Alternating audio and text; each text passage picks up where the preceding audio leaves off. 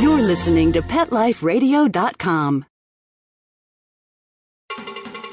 It's a big world out there, and you're just looking for a pat on the back or head. You run around the city, searching for a place to bark, working your tail off with your nose to the ground, sniffing for a few scraps, hoping someone will throw you a bone.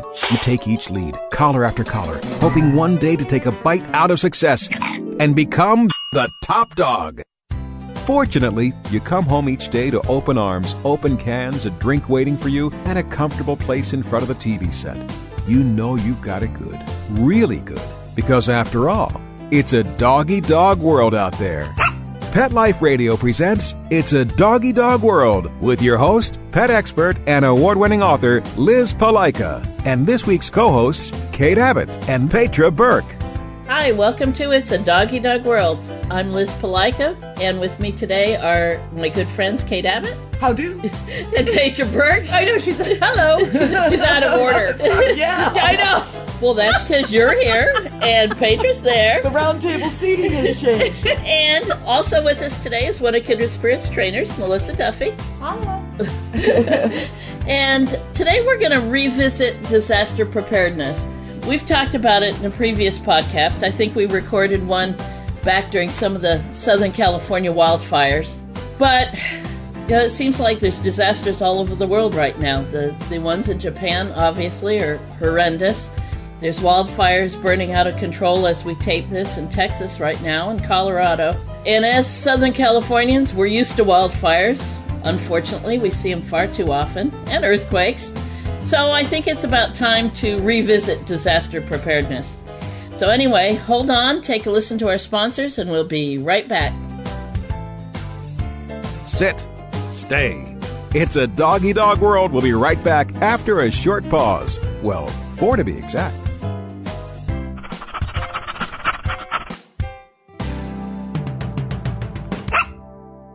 Buster, you're telling me my dog food products can't go on your shelves? That's right. Didn't pass one of my Petco certified nutrition checklists. Sorry, Wayne. Who made these checklists? Geniuses. Very smart guys. Well, it's good enough for most grocery stores. Do you see cheese puffs on my shelves? Mayonnaise? Soda pop? No. That's because I ain't running no grocery store, Wayne. Your pets will get better nutrition, I guarantee it. Petco, where healthy pets go. Enter the code DOGGY, D-O-G-G-Y, and save 10% on orders of $65 or more, plus free shipping at petco.com. Whether they're big, small, hairy, or whatever, you're going to need gear for your feet. And Kids Foot Locker's got all the great shoes and gear that'll get you in the game. Go to kidsfootlocker.com and enter the code AFDOG1KF to get 10% off any order of $50 or more. Or enter the code AFDOG2KF to get 15% off any order of $75 or more at kidsfootlocker.com. And cover those funky feet. The world has changed. 1 in 5 relationships now begin on an online dating site. And while you never know where things will lead, Match.com has led to more dates, more relationships, and more marriages than any other site. Join today. Pet Life Radio listeners get 25% off the price of a membership. Just go to mevio.match.com and enter the code DOGGY, D-O-G-G-Y. That's mevio.match.com and enter the code DOGGY to get 25% off Match.com. This year, Americans are expected to spend a jaw-dropping $36 billion on their pets. From lighted leashes to high-end spa products, the discriminating pet owner can find just about anything to pamper his or her pet. Hi, this is Michelle Fern. Join me every week for Best Bets for Pets, where we'll talk about the latest pet products and talk to the companies that make them. Best Bets for Pets, every week, only on PetLifeRadio.com.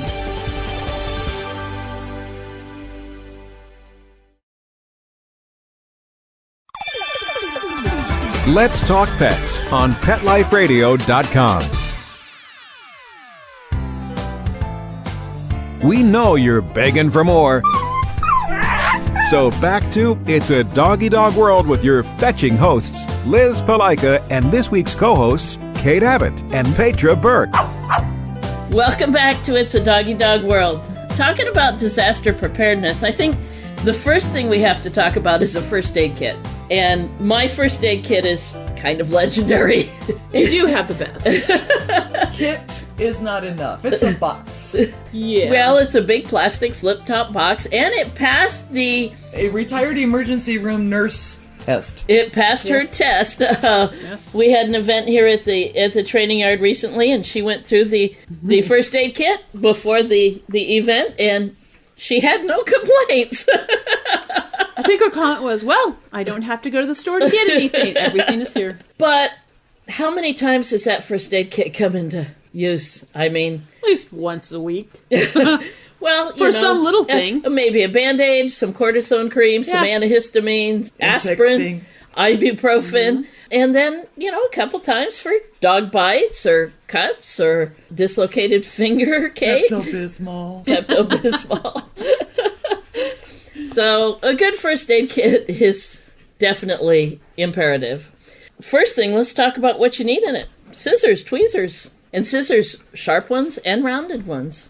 Scissors can be used for cutting the bandage themselves, and also with your dogs for cutting the hair away from their wounds so you can see what you're dealing with and to make it cleaner. Mm-hmm. Or a disposable razor. Disposable razor. Well, and then nowadays they actually have those cute little battery-operated, shaver. Oh. Yeah, the feed stores have. I have one. Oh. One's in my first aid kit. Well, see, we don't go to the feed stores often enough. Apparently. I just have disposable razor in my first aid kit. Have gone high tech. Yeah, it's a little small, so wherever you need to get around a wound to shave off the fur or something. To me, it's a little safer than scissors if you don't have the rounded edge. Sure. Right. Ones. Nail clippers for dogs and people. Definitely. And I like the scissor nail clippers for the dogs. I think especially if a dog's got a torn nail or something like that, you can have a little more flexibility with that than the guillotine type. Right. Pen and paper for notes and instructions. When you call your veterinarian, you need to be able to jot down the notes of what your vet says. And then, of course, somewhere in there, the phone number for your vet, if you don't have it on your cell phone. Personally, I have my vet's home phone, cell phone, and clinic number on my phone. So do I. I do too. Speed dial. Thermometer for people and animals. Yep. Animals, the old-fashioned. I say, do they even sell the old-fashioned ones anymore? Yeah, for dogs and cats, they do. Just make sure you differentiate the two. Yeah. I was trying to figure out how to say that. Oh, lots of rubbing alcohol. Speaking of rubbing alcohol and some petroleum jelly for that rectal thermometer for the animals. It's so easy too to get the little packets of sterile petroleum jelly. The thing before it. Alcohol swabs. Alcohol wipes. Wow. That was a hard one. I'm sorry, folks. Rolls, multiple rolls of tape of different widths. And waterproof. Vet wrap is I love that stuff. Whoever invented it, thank you. Yeah. I love that stuff. Well, for those who don't know, vet wrap is elastic bandage. Sticks to itself. It sticks to itself. Comes in a lot prettier colors. Oh, I have such a variety of colors. It's just fun. I have pink and you can with cut hearts. to whatever you want. Oh, I got the pink and purple hearts too. Do you? Yes. I just have plain red and white. I have one that has wrap. little smiley faces, happy Smiley faces. Yeah. And vet wrap, by the way, works very well on people too. Mm-hmm. Yes, it's better than putting those little metal clippy things to try to hold it. Yeah. But for a pressure bandage or keeping a wound clean or just all in all, it's just great stuff to have around. Rolls of gauze of various widths. Yes, definitely. And gauze pads, big and small, medicated, not medicated. Band-Aids for people of different sizes, and I always try to keep, the different forms of Band-Aids too, the ones for fingertips and the wide ones and the small ones and the little ones and the big ones. I think they have that variety pack in the store. Yeah, but Band-Aid variety pack of some sort. Yeah, you usually end up using the regular Band-Aids and having a whole bunch of the oddball ones left over. What's the other one you and I, Kate? Well, you mentioned last time. Oh, the Kotex pads. Oh yeah, really? In terms of when you're in an emergency, For first putting aid a or- pressure pad on. Sanitary pads, Yeah. even tampons. They can be great things for Yeah. protecting a wound. Kotex can be a great little splint. No, I hadn't Little gone there before. Is that the one with wings or without? No, the tampon. Oh, the tampon. Tampons. Many. Okay, so I this is... remember many years ago using it to wrap a Doberman's ears. Oh, ears, yeah. Oh, yeah. Stand Yeah. Those are great. Now, for all our listeners, it's too bad this isn't TV because Melissa's losing her mind. She's gonna die. bright red and she's going to fall out of her chair. You wanted to hang out here. Yeah, you know. Oh, We get creative. moving on. Butterflies. Oh, butterflies. Not the real ones, people. No, the bandage Butterfly butterflies. bandage. Oh, when I got bit in the face by Yep. the pit bull, Worked good. butterflied that sucker together real good. Yep. A lot of people keep the little individual tubes of glue to help me. Oh, super glue. Super glue, thank Super you. glue. Oh, also they As a have bandage the holder. fake Yeah. skin now. Yeah, they do. The liquid bandage. Liquid, yep. Yeah. Yeah. And that's Super great. glue will work the same way. So Yeah. you Well, can close yeah. up edges and keep it together. When I worked for the veterinarian, when I was a vet tech, he did most of the space with super glue. And then he just put in a couple reinforcing stitches, but then he didn't have to have the whole line of stitches. Right. And by the time the super glue wore off, the edges were healed. So, Worked out yeah, nicely. super glue works well. Cold compresses. Petra's talking to a puppy. If you hear the noise in the background, Petra's talking to a puppy. Apparently the puppy is intrigued by the power outlet. We're laying it as a pillow, laying on it. Oh, afraid he's going to hit the master switch. Oh, and Kate mentioned antiseptic cleaning wipes and alcohol wipes. Those are important. Sterile saline eye wash. You know, and just good sealed bottled water is just important. I mean, for drinking in an emergency, for cleaning out wounds. It's just handy to have Well, bottled it's the water. saline I used the other day because Rio, my new pup, came in with his eye kind of like half open and on the blinking. I got something in it. I couldn't see anything. So I just good rinse and gone. Yep. Good. Yep. Hour later, fine. Yeah. Benadryl.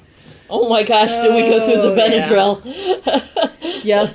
Between people allergies and dog allergies and bee stings or spider bites or... Yep. So internal and topical. Oh, yeah. Was Pepto-Bismol in there? Yeah, Pepto-Bismol's on the list. Antibiotic ointment. I always like to have both antibiotic ointment, antibiotic pain relief ointment. Right. Because somebody gets a good sting or a cut or something, the pain relief was good.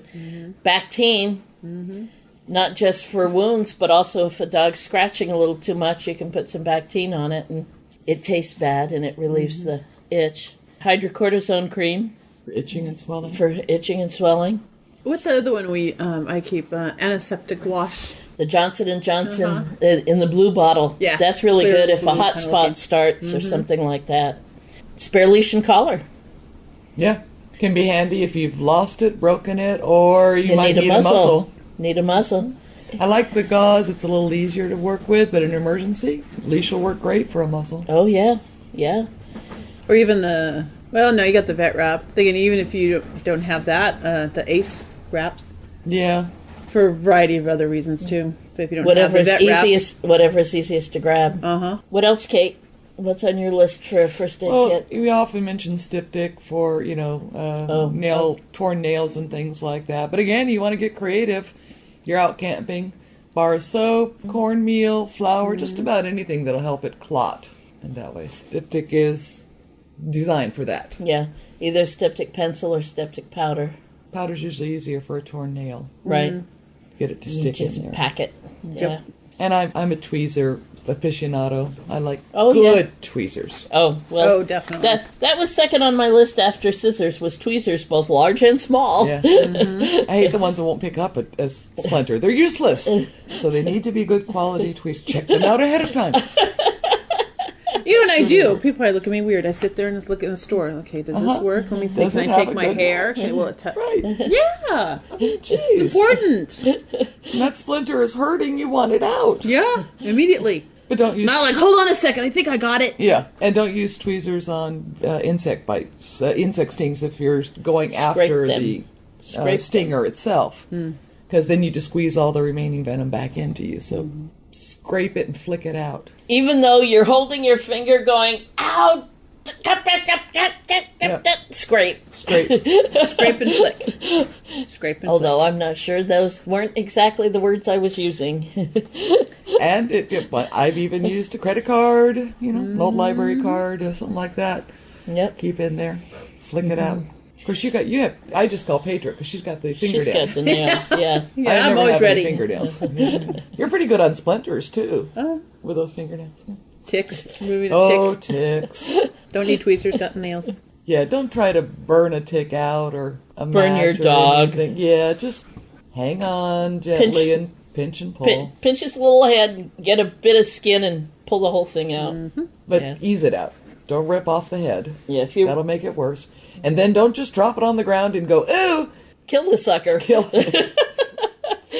Kill the sucker. I did that the other day with one we found on a student dog. Yeah. The lady comes, she comes up, I have a tick! In her little fingers? Yes. Yeah, and she just handed it to me. I'm like, okay, I'll take care of it. And she went splat. I did, and I went in with my nails, and I clenched them all and got little pieces. Were you supposed to adopt it out? I don't know. But she was like, Tick, can you take it? Well, at least she didn't drop it in the ground. Okay, we'll give her that credit. That was funny. Well, what else do we need? Something to use as splints is a good idea, too, although I usually... We covered that with tampons. Yes, well, when it's bigger than tampons. Oh, okay. But you can just grab whatever's nearest, too. You can use a broomstick. Or use or keep a couple of the tongue depressors. Yeah, for small dogs. For small dogs. Yeah. No, even for paint sticks. Paint sticks. Paint for sticks. bigger dogs. Yeah. And again, be creative. It doesn't always have to be that rigid. If you use roll up kitchen towels or roll up a and newspaper, put enough of them around, yeah, you can build up resistance to help keep the limb from bending, right, and get your pup to emergency help. Yeah.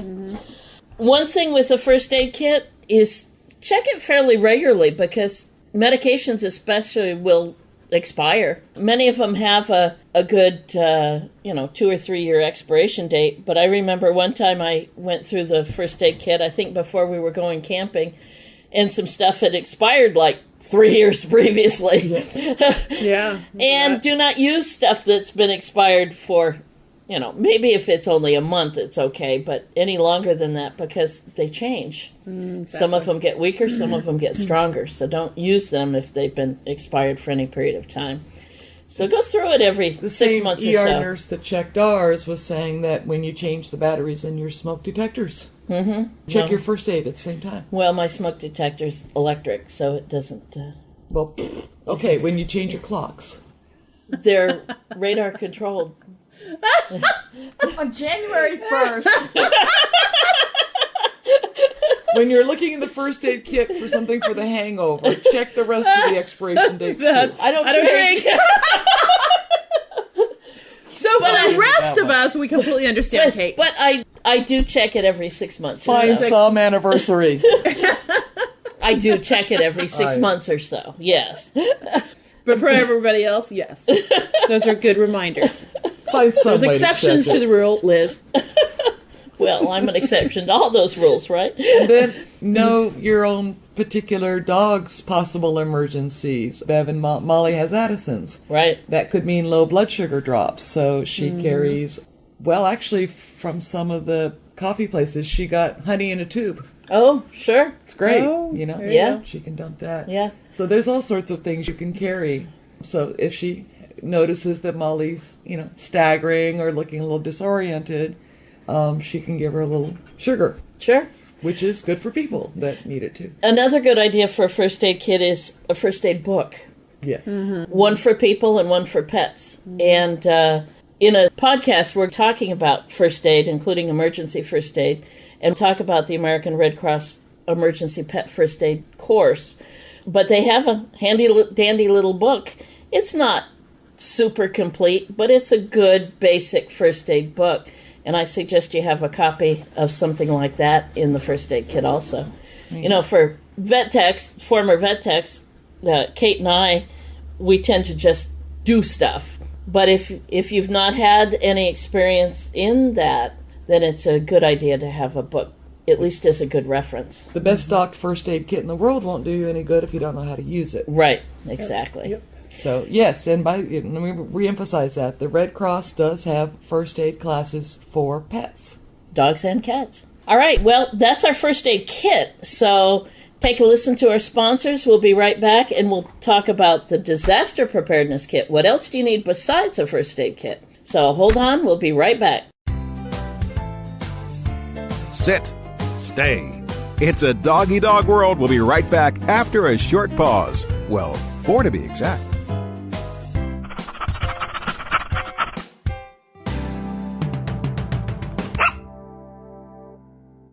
Love your pets but wish their medications were a lot less expensive? They are at 1-800-PET-MEDS. You'll not only save on flea and heartworm medications, but on prescriptions for arthritis, incontinence, thyroid, and more. And you get fast service, free shipping, and a 100% satisfaction guarantee. Plus, our licensed pharmacists ensure accuracy, monitor drug interaction, and more. See why over 5 million people have trusted their pet's health to 1-800-PET-MEDS, America's largest pet pharmacy. Call now or order online. Go to petmeds.com/world, WORLD, to get 10% off any order and free shipping on orders of $39 or more at petmeds.com. FTD's network of over 40,000 florists around the world have been creating beautiful handcrafted arrangements for 100 years. Each arrangement is delivered the same day and backed by FTD's 7-day satisfaction guarantee. For a century, people have trusted their most important occasions to the flower experts at FTD. Since Pet Life Radio is all about puppy dogs and flowers, our listeners, that's you, can get a 20% discount on your order. Just go to fluorop.com and use the code DOGGYDOG at checkout. FLEUROP.com. Code word DOGGYDOG. There's a movement afoot, ShoeBuy.com. Join the millions of people who shop ShoeBuy.com's over 400 brands and 500,000 products. Order now and get free shipping and free return shipping. ShoeBuy.com, the world's greatest shoe store. Walk your dog in style and comfort. Enter the code DOGGY, DOGGY, at checkout and get a 10% discount plus free shipping at ShoeBuy.com. That's it. You're madder than a junkyard dog and you're not going to take it anymore. Your feathers are ruffled, your dander is up, and you've got a definite bone to pick. Join us each week on Pet Peeves, the show that lets you dig through the dirt and unleash your passion for pets. Your host, pet expert and award-winning author Amy Shojai will talk about what makes you howl and what hisses you off. Pet Peeves every week on demand, only on PetLifeRadio.com.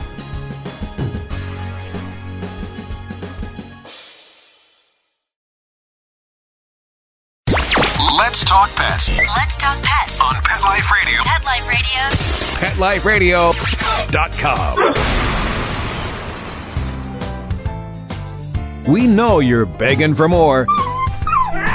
So back to It's a Doggy Dog World with your fetching hosts, Liz Palika, and this week's co-hosts, Kate Abbott and Petra Burke. Welcome back to It's a Doggy Dog World. In the first half of the show, we talked about a pet first aid kit. Well, mine, is a combination of a human and a pet first aid kit. Seemed kind of silly to have two, so I combine them both. But for disaster preparedness, what else do you need? Well, one of the first things is if you have to evacuate or leave your home, wildfire, earthquake, nuclear disaster, heaven knows what else, where are you going to go? And how are you going to touch base with other family members or friends? Many years ago, Paul and I were evacuated due to a wildfire up near San Clemente. We lived on Camp Pendleton at the time. When we got woke up about 3 o'clock in the morning, the flames at the end of the street were up in the eucalyptus trees, so more than 100 feet tall. He got called in to work to fight the fire. I took off with the dogs and the cat and the rabbit and the snake and the turtle and everything else. Can you imagine that car? Interesting, huh? Yeah. Thank goodness we had crates. I just shoved everybody in a crate except the German Shepherd and threw in the camper shell, under the camper shell of the pickup truck, and I took off. But we had not made any plans as to how to get in touch with each other afterwards. I wasn't allowed back to the house for 48 hours. So I camped out in the friend's front yard, who didn't let me bring any of the critters in the house. So not even the snakes? No. Oh, so how cuddly. rude. I thought it was rude. But anyway, from then on, we've always had a plan. You know, who are you going to contact? How are you going to let people know where you are? And don't just rely on your cell phone, because if cell phone towers are out or the circuits are overloaded, and we found that here in Southern California during some of the wildfires, the circuits were busy. And broadcasts and radio is telling you, do not use cell phones if you don't have to. Yeah. Yeah, I remember that. Yeah. So, where are you going to go? Who are you going to contact? How are you going to contact them? How are they going to contact you? But have something planned ahead of time so that you can make contact with them. And while it's great to know your neighbors and their phone numbers and names, don't count on them if you're in the same area. Yeah. They'll be in the same boat. So you need somebody a ways out of the area. Actually, one of our points of contacts is one of my aunts who lives in Arizona. So all of Southern California family, if we have a situation, we are to contact her, and she's going to let everybody know where everybody is. So if I evacuated and say I went to Del Mar, I would call her, let her know I'm out of the danger area, I'm in Del Mar, and she would then let other family members know. So somebody totally out of the area. Central headquarters for information. Right. Exactly. And then I, of course, offered to do the same thing for the Arizona family if they faced a disaster. You know what? And then also know your area and know different escape routes. Oh, yeah. Because, I mean, I remember, 3 years ago, or maybe the one prior to that one, at one point, all the freeways were literally closed. Because fires were crossing our freeways. Thank goodness we were all in safe areas, but if we weren't, there was no way we could go north, south. You'd have to go west, and then you better get a boat. Yeah, because you're heading to the ocean. Yeah. At one point, we were really surrounded for a short time. Right. Yeah. So, alternative routes. So what else do you need in a disaster kit? We've got the first aid kit. We know where we're going to go and who we're going to contact. How about food? Pet food and people food. Yeah. Well, they usually say, 3-day rule? Although the Red Cross, after some of the last few disasters, have said a week. Have a week, at minimum. Because, depending on the disaster, it may take time to get help in. So have at least a week's worth of food for you and your pets. And, don't forget the tools. Can opener, silverware, knife. Oh, yeah. Even if you're using paper plates or whatever. But have the tools. And nowadays, those camping things or backpacks, because you have to kind of consolidate and have little things that fold or fit inside each other. Those would be great to put in the disaster pack. Well, I have disaster preparedness kit and camping gear all in one spot. So I could grab sleeping bags, I can grab the propane stove, I can grab all the camping gear, and I can grab the disaster preparedness kit all at the same time. And I have it in the garage right near a side door, so even if all the junk in the rafters in the garage falls down, I can reach in and get it. Right. And having the camping gear with it makes it, that much easier. And don't forget the pet food. Changing food on your pets can cause diarrhea. And you don't want to do that during a disaster or being evacuated. Right. You're out and about. You can't easily give your dog a bath. You don't want to have to deal with that. Yeah. And now let's talk also. After Hurricane Katrina, it is now law that shelters accept pets. However, they don't accept loose pets. So... Which is kind of what happens when there's a disaster. All your pets are loose. Yeah, but do you have a crate you can grab? Do you have an X-pen? Yeah. Is your pet used to a crate or an X-pen? True. Again, I've got crates in the garage within easy reach, and I've got X-pens right near the door where my disaster kit is. So I can grab all at the same time. That's true. And things are, in an emergency disaster, things are going to be crazy enough. you don't want to take that time to teach your pup to accept being in a crate. Right. You want them to feel like, cool, I'm in my crate, I'm safe. Right. I'm not going to be a problem. Right, right. So something to contain your pet and to contain each pet. If you've got 2 dogs and a cat and a rabbit, we're not putting all 4 of them in one crate. Better have more than one crate. And that snake. Well, he wasn't too big at that time. He was only about 6 foot. So only. No problem. All right. So we've got first aid kit. We've got food for pets and people. We've got tools for preparing the food for pets and people.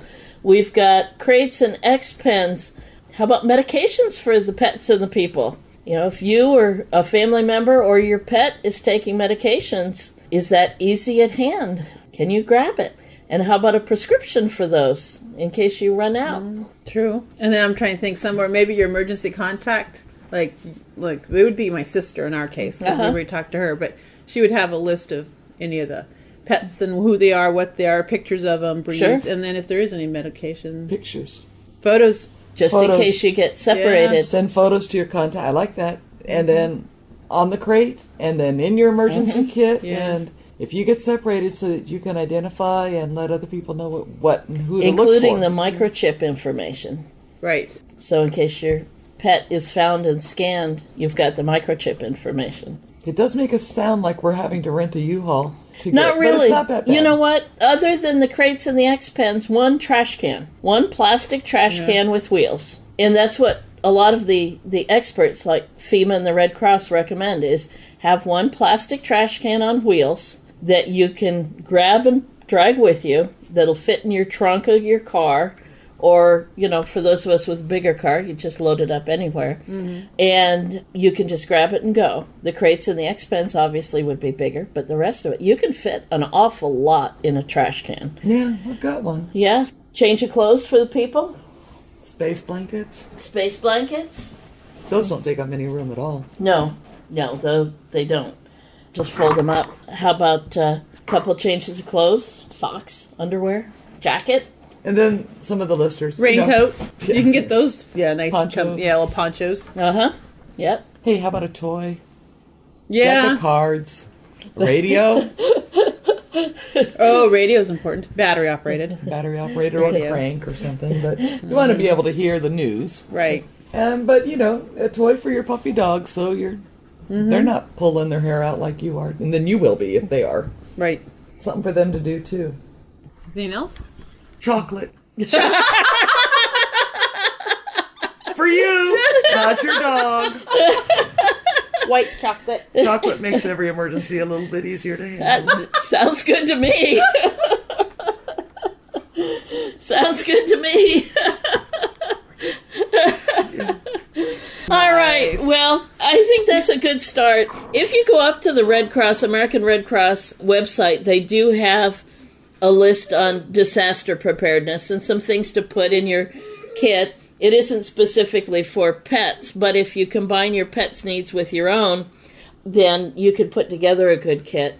And don't think that disaster's not going to hit. They can hit anywhere. And I mean, yes, here in Southern California, we're looking at earthquakes and wildfires, but just recently we had a warning of a tsunami because of the disaster in Japan. Now, granted, it was only about 3 feet and it didn't go anywhere, but it hit some of the harbors pretty hard and made me think about it. Yeah, destroyed a few boats. Yeah, well, it did a lot of damage in Northern California. But hurricanes, tornadoes, blizzards. I believe the ASPCA has information on a pet emergency kit, what to put together. Yeah. So check out the American Red Cross and the ASPCA's website. Hopefully you took some notes from this podcast and we gave you some ideas. Every emergency first aid and disaster preparedness kit's going to be a little different, depending on you and your family and your individual needs and the disasters that might happen in your region. And hopefully you'll never have to use it. Yep, exactly.